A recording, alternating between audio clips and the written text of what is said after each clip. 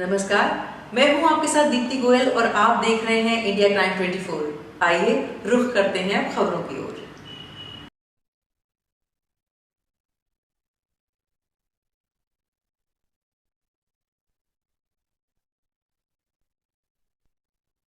John J. Chapman once said, one of the deepest impulses in a man is the impulse to record, to scratch a drawing on a tusk, or to keep a diary. The enduring value of the past is, one might say, the very basis of civilization. And today, we gather to throw light on that very important part of history.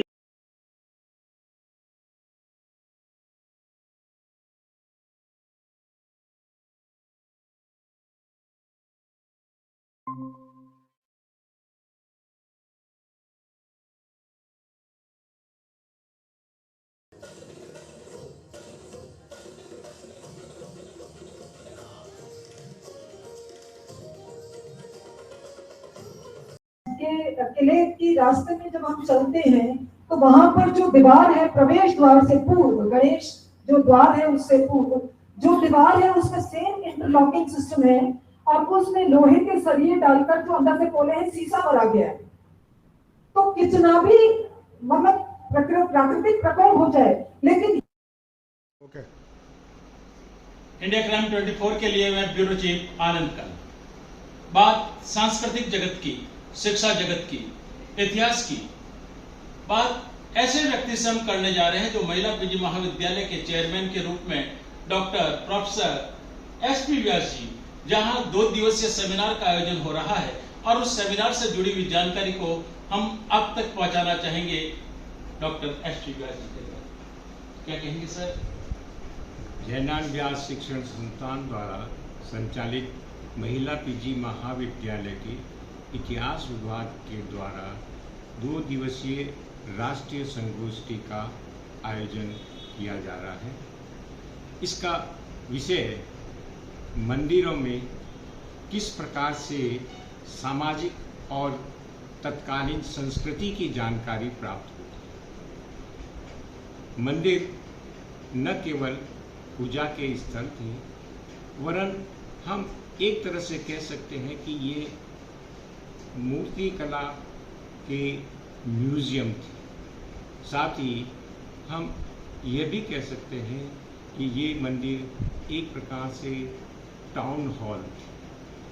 सबसे महत्वपूर्ण बात है कि ये मंदिर शिक्षा के प्रमुख केंद्र रहे और प्राचीन काल में जो शिक्षा की पद्धति थी उसकी पूरी जानकारी हमें मंदिरों से मिली। धार्मिक सहिष्णुता की जब हम बात करते हैं तो इन मंदिरों में हमें सभी धर्म के संप्रदायों के देवी देवताओं का सामंजस्य मिलता है। मैं आपका ध्यान एक ऐसे पक्ष की ओर ले जाना चाहूँगा जिसे मारवाड़ के इतिहास में जनानी ड्योढ़ी के अधिकारी के रूप में नाजर कहा गया है। इस नाजर संस्था के द्वारा भी मारवाड़ में बहुत ही महत्वपूर्ण मंदिरों का निर्माण करवाया गया। नाजर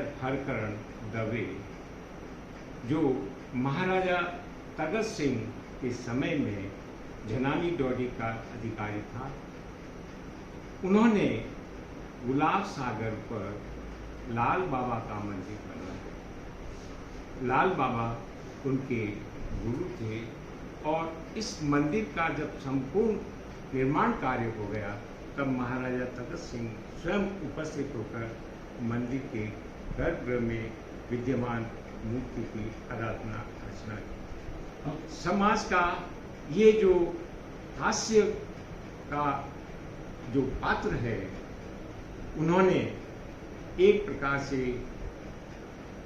कल्चरल एम्बेसडर के रूप में यहाँ पर कार्य किया है। इसी तरह से जूनी मंडी में स्थित ब्रह्मा जी का मंदिर भी नाजर इमरत राम के द्वारा बनाया गया है। इस मंदिर में जो है 3 गर्भगृह हैं, जिसमें संतोषी माता का भी मंदिर है और सूर्य की भी प्रतिमा है, लक्ष्मी जी की प्रतिमा है और ब्रह्मा जी की प्रतिमा है। सभी देवताओं की, देवी और देवताओं की हमारे को उसमें मूर्तियाँ मिलती हैं जो अपने आप में अनुपम है। हम ये जानना चाहेंगे कि धार्मिक स्थल आज वो जो बात चाहते हैं उससे बहुत आगे हो गई है, क्योंकि पर्यटन की दृष्टि से भी ये विकसित होते जा रहे हैं और जहाँ पुराने मंदिर हैं वहाँ जाकर के उस कला को तो देखते ही हैं, धार्मिकता से जुड़ते हैं। क्या आप धार्मिकता के साथ पर्यटन के बारे में भी कुछ बताएंगे? निश्चित रूप से मंदिर पर्यटकों को आकर्षित करने का एक केंद्र रहा है। साथ ही मैं आपका ध्यान इस ओर दिलाना चाहता हूँ कि मंदिरों के निर्माण के साथ ही अर्बनाइजेशन हुआ है। अगर हम श्रीनाथ जी का मंदिर की चर्चा करें तो जब सिहाट गांव में जब श्रीनाथ जी सबसे पहले पधारे थे, उसके बाद में वह जो है एक बड़े टाउन के रूप में विकसित हो गया। तो ये मंदिर जो है तत्कालीन भारत में जो है वो अर्बनाइजेशन को प्रोत्साहन करने वाले रहे हैं।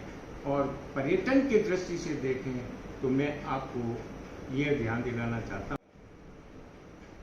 मारवाड़ में, जोधपुर में पर्यटन को बढ़ावा देना है तो निश्चित रूप से जो थर्ड जेंडर द्वारा मंदिरों का निर्माण करवाया गया है, हमें उन पर पर्यटकों को उसकी ओर आकर्षित करना चाहिए, वहाँ पर सुविधाएं देनी चाहिए, क्योंकि पुष्टि मार्गी मंदिर होने के कारण जो है वो हर समय ओपन नहीं होते हैं, उनका जो है अलग अलग श्रृंगार होता है और उसी समय उनका होता है। तो अगर इस तरह की कोई पुष्टि मार्गी व्यवस्था में भी परिवर्तन किया जाए तो निश्चित रूप से जोधपुर के जो थर्ड जेंडर के द्वारा ये जो निर्माण करवाए गए हैं, ये जो है पर्यटन की दृष्टि से बहुत ही महत्वपूर्ण। ये जो प्राचीन धरोहरें हमारी है और अभी भी छुपी पड़ी और धरोहरें धीरे धीरे करके समाप्त हो रही है, इसकी खोज के लिए, इसको उन्नत करने के लिए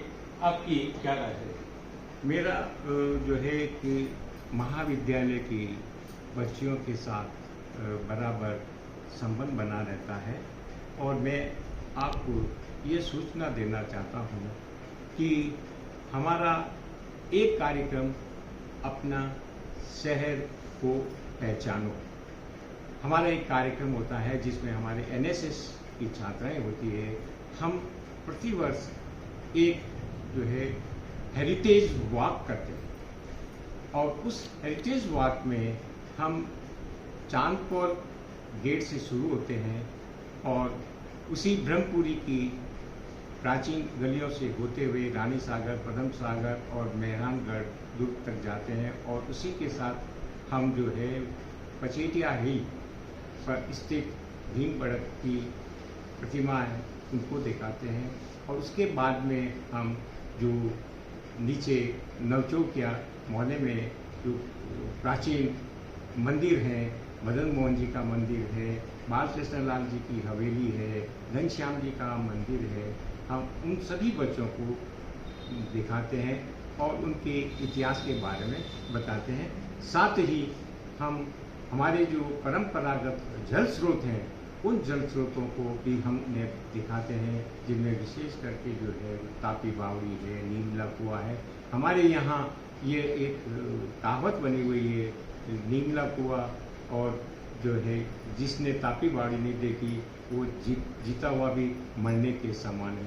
तो तापी बावड़ी की जो स्थापत्य है हम उन बच्चों को दिखाते हैं। ये जो 7 स्टेज में जो है स्टोरी में तापी बावड़ी बनी है और ये इसका जो है प्रत्येक स्तंभ जो है वो पेड़ बूटे और जो है विभिन्न जो है कला की मूर्तियाँ बनी हुई है। आखिरी सवाल, ये 2 दिवस उद्देश्य को लेकर के आयोजित की गई है, उसके बारे में थोड़ा सा। निश्चित रूप से ये विषय आधुनिक काल में बहुत ही महत्वपूर्ण स्थान रखता है, क्योंकि मंदिर को हम एक धार्मिक आस्था के साथ नहीं देखते। मंदिर में मूर्ति शिल्प है, पेंटिंग्स है।